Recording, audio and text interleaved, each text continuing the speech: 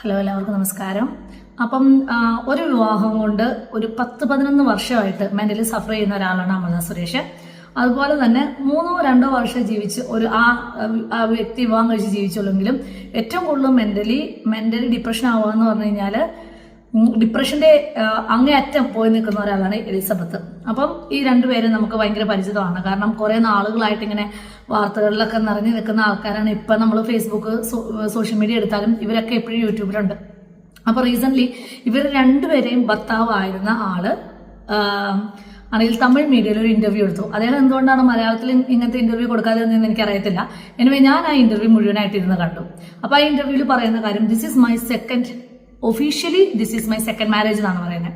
അപ്പൊ ഈ official marriage എന്താണെന്ന് വെച്ചാൽ എനിക്കറിയത്തില്ല. പക്ഷെ എനിക്ക് രണ്ട് കാര്യം അറിയാം. ഞാൻ കേരളത്തിൽ ജീവിക്കുന്നുണ്ട്.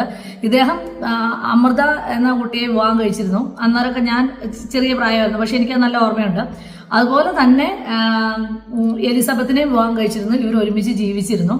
അപ്പൊ ഇത് അദ്ദേഹം പറയുന്നുണ്ട്. രണ്ടാമതൊരു കാര്യം പറയുന്നത് എന്താണെന്ന് വെച്ച് കഴിഞ്ഞാല് ഇദ്ദേഹത്തിന് ഹോസ്പിറ്റലിൽ കിടന്നു കഴിഞ്ഞപ്പോഴത്തേനും ഇദ്ദേഹം മരിച്ചുവെന്ന് ഒരു വലിയൊരു ന്യൂസ് വന്നതിന് ശേഷം ആ ഹോസ്പിറ്റലിൽ നിറയെ അൺകൺട്രോൾഡ് ആയിട്ടുള്ള ജനക്കൂട്ടം ഹോസ്പിറ്റലിന് മുമ്പിലുണ്ടായിരുന്നതെന്നാണ്. ഞാൻ ഈ സംഭവം ഒന്നും അറിഞ്ഞില്ല. നിങ്ങൾ ആരെങ്കിലും അറിഞ്ഞതോ? ഞാൻ അത്ര വലിയ അപ്ഡേറ്റഡ് ആയിട്ട് ന്യൂസ് കേൾക്കുന്ന ഒരാളല്ല. പക്ഷെ എന്റെ അറിവില് ഇങ്ങനെയൊരു സംഭവം നടന്നിട്ടുണ്ടായില്ല. പിന്നെ മൂന്നാമത് ഇദ്ദേഹം ഇങ്ങനെ കുറെ കാര്യങ്ങൾ അതിൻ്റെ അകത്ത് പറയുന്നുണ്ട്. ഇതിൽ 1-2-3 കാര്യങ്ങളാണ് എനിക്ക് പെട്ടെന്ന് അങ്ങനെ റിയാക്ട് ചെയ്യണമെന്ന് തോന്നിയൊരു കാര്യം. മൂന്നാമത്തെ കാര്യം പറയുന്നുണ്ട്, എനിക്ക് ഒരാൾ മെഡിസിൻ മാറി തന്നു, അതായത് റോങ് മെഡിസിൻസ് ഞാൻ കഴിച്ചു എന്ന്. അപ്പൊ ഇങ്ങനെ വന്ന ഒരു മീഡിയയുടെ മുമ്പിൽ ഇരുന്ന് പറയുമ്പം ഒന്ന് ഓർക്കാം, മെഡിക്കൽ സയൻസ് ഒക്കെ ഒരുപാട് അഡ്വാൻസ്ഡ് ആയി, ഡോക്യുമെന്റേഷനും കാര്യങ്ങളൊക്കെ ഒരുപാട് മുമ്പോട്ട് പോയി, എല്ലാം കമ്പ്യൂട്ടറൈസ്ഡ് ആണ്. പിന്നെ ഒരു മെഡിക്കേഷൻ എറർ എന്ന് പറഞ്ഞു കഴിഞ്ഞാൽ അത് അത്ര ചെറിയ കാര്യമൊന്നുമല്ല. പ്രത്യേകിച്ച് ഈ ശസ്ത്രക്രിയ കഴിഞ്ഞ് കിടക്കുന്ന ആളുകൾക്ക് കൊടുക്കുന്ന മെഡിസിൻസ് എന്നൊക്കെ പറഞ്ഞു കഴിഞ്ഞാൽ അത് അത്ര കെയർഫുൾ ആയിട്ട് എടുത്തു കൊടുക്കുന്ന മെഡിസിൻസ് ആണ്. മെഡിസിൻ കൊടുക്കുന്ന ആള് എപ്പോഴും റെസ്പോൺസിബിൾ ആയിരിക്കും. ബാല പറയുന്ന അനുസരിച്ച് ഈ മെഡിക്കേഷൻ എറർ ഹോസ്പിറ്റലിൽ വെച്ചാൽ സംഭവിച്ചെങ്കിൽ ഇനി അതെല്ലാം വിടാം. എലിസബത്ത് ഈയിടെയായിട്ട് ഇൻസ്റ്റഗ്രാമിൽ ഒരു 2 ദിവസം മുമ്പ് എലിസബത്ത് ഒരു പോസ്റ്റ് ഇട്ടിരുന്നു. അപ്പൊ ആ പോസ്റ്റ് പ്രകാരം എലിസബത്ത് പറയുന്നത് ഇങ്ങനെയാണ്: അദ്ദേഹം എങ്ങനെ വേറൊരു വിവാഹം കഴിച്ചു എന്നുള്ള കാര്യം എനിക്കറിയില്ല.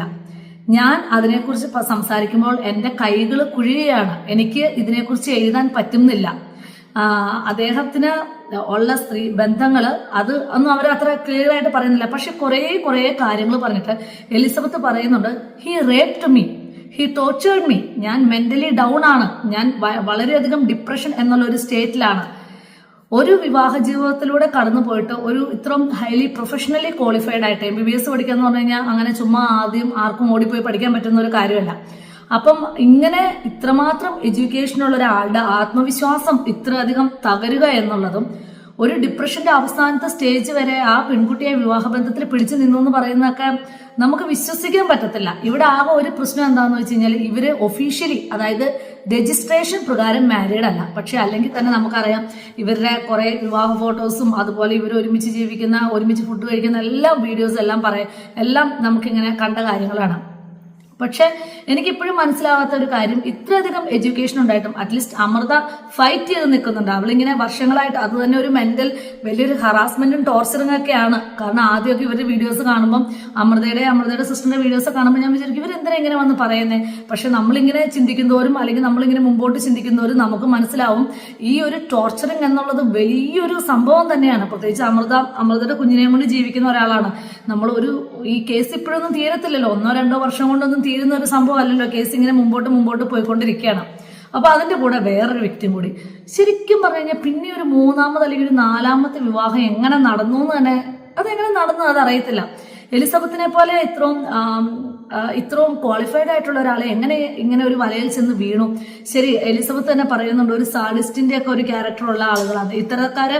മറ്റുള്ളവരുടെ മുമ്പിൽ വെച്ച് നമ്മളെ വളരെയധികം സ്നേഹിക്കും, പക്ഷെ നമ്മൾ ഉപദ്രവിച്ചിട്ട് കാല് പിടിച്ച് നമ്മളോട് മാപ്പ് പറയും. ഇതൊക്കെ ആയിരുന്നു എലിസബത്തിന്റെ കാര്യം എന്ന് എനിക്കറിയത്തില്ല. പക്ഷെ എനിക്ക് ഞാൻ പഠിച്ചെടുത്ത് വെച്ചിട്ട് വായിച്ചെടുത്തും വെച്ചിട്ടുള്ള സാഡിസ്റ്റുകൾ ഇങ്ങനെയാണ്.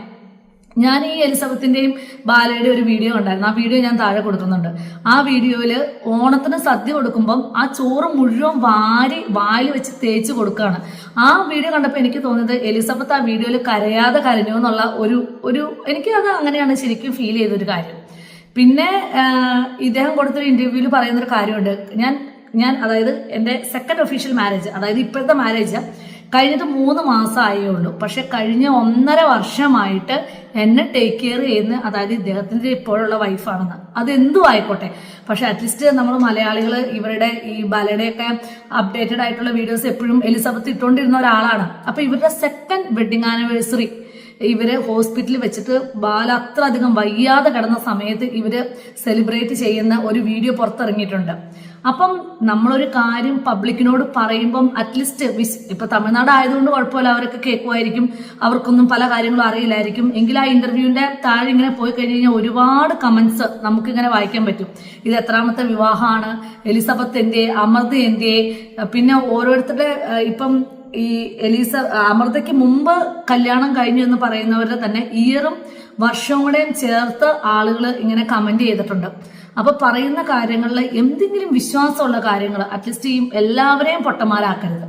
എല്ലാവരെയും പൊട്ടന്മാരാക്കാതെ പറയുന്ന കാര്യങ്ങളിൽ എന്തെങ്കിലും ഒരു വിശ്വസ്തത നമുക്ക് അറ്റ്ലീസ്റ്റ് കേൾക്കുന്ന ആളുകൾക്കെങ്കിലും നമുക്ക് എന്തെങ്കിലും ഒരു വിശ്വാസം വേണ്ടേ.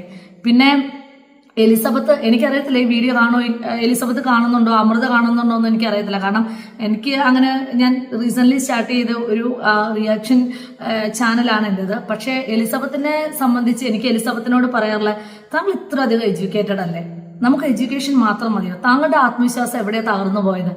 ആത്മവിശ്വാസം ഇല്ലാത്ത ഒരാൾക്കും ഒരു ഡോക്ടർ ആകാൻ പറ്റത്തില്ല. അതിൽ 100% ഉറപ്പാണ്. കാരണം നിങ്ങൾ കാണുന്ന കാഴ്ചകളെല്ലാം അങ്ങനത്തെയാണ്. ഞാനൊരു നഴ്സാണ്. ഞാൻ കാണുന്ന പല കാഴ്ചകളും നമ്മുടെ ആത്മവിശ്വാസം തകർക്കുന്ന കാഴ്ചകളുണ്ട്.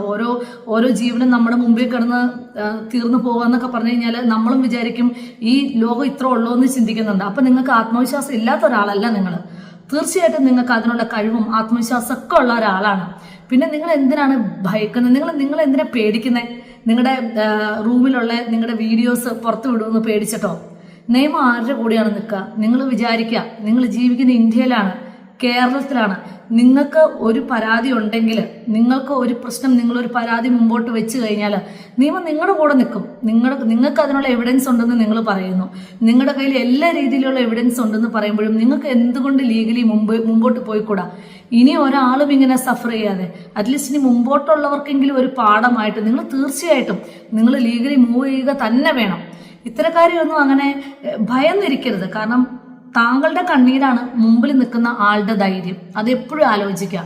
നമ്മൾ ഭയക്കുമ്പം അത് മുമ്പിൽ നിൽക്കുന്ന ആളുകൾക്ക് അതൊരു ധൈര്യമാവും. അത് ഒരിക്കലും നിങ്ങളുടെ ജീവിതത്തിൽ ഉണ്ടാകരുത്.